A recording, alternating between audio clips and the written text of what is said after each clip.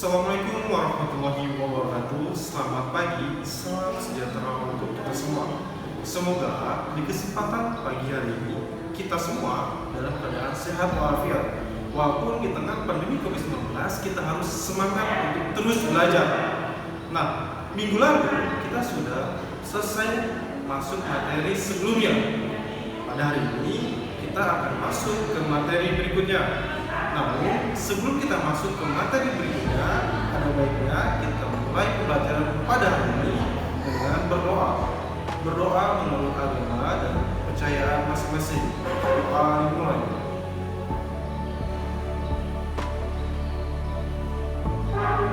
Doa selesai.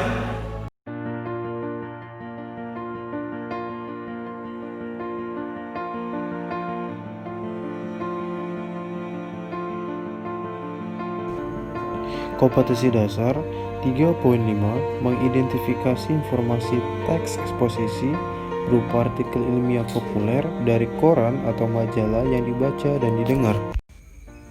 Selanjutnya, kita masuk di A. Mengenali unsur-unsur teks eksposisi. Teks eksposisi adalah paragraf atau karangan yang terkandung sejumlah informasi dan pengetahuan yang disajikan secara singkat, padat, dan akurat. Pendapat lain menyatakan bahwa teks eksposisi adalah jenis atau ragam teks yang memiliki fungsi menyampaikan gagasan-gagasan berupa pemikiran tentang suatu topik. Paragraf eksposisi ini bersifat ilmiah atau dapat dikatakan non-fiksi. A. Gagasan dan fakta dalam teks eksposisi. 1. Gagasan disebut juga ide ataupun pendapat. Isinya berupa pernyataan yang mungkin berupa komentar, penilaian, saran, dorongan, dan rujukan. 2. Fakta adalah keadaan peristiwa yang merupakan kenyataan, sesuatu yang benar-benar ada atau terjadi. Dalam teks eksposisi, fakta berfungsi untuk memperkuat gagasan sehingga diharapkan lebih meyakinkan khalayak. B.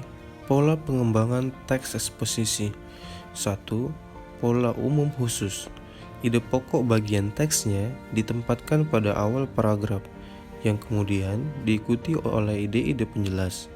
Ide-ide penjelasnya merupakan perincian dari ide umum yang dikemukakan sebelumnya. Pola demikian dikenal sebagai paragraf deduktif. 2. Pola khusus umum. Hal-hal yang bersifat khusus diikuti oleh uraian yang bersifat umum. Bagian terakhir dalam bagian teks ini berfungsi sebagai simpulan atau rangkuman dari pendapat-pendapat yang dikemukakan sebelumnya. Pola ini juga dikenal dengan istilah induktif, hal-hal khusus yang menginduk pada hal umum di akhir paragraf. 3. Pola ilustrasi. Topik gagasan atau pendapat bersifat belum jelas karena merupakan hal umum. Maka, pola ini memanfaatkan ilustrasi sebagai contoh konkret dari topik yang dibawakan. Biasanya, pengalaman-pengalaman pribadi merupakan bahan ilustrasi yang paling efektif dalam meyakinkan suatu gagasan atau kebenaran, karena pembaca akan merasa terkait. 4. Pola perbandingan. Untuk meyakinkan suatu pendapat, kamu dapat melakukan suatu perbandingan benda-benda, keadaan, atau yang lain ditentukan perbedaan ataupun kesamaannya berdasarkan aspek tertentu. Demikian pembelajaran kita pada hari ini.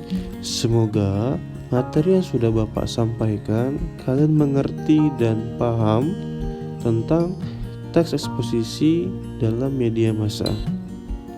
Nah, untuk mengakhiri video ini, marilah kita tutup dengan berdoa.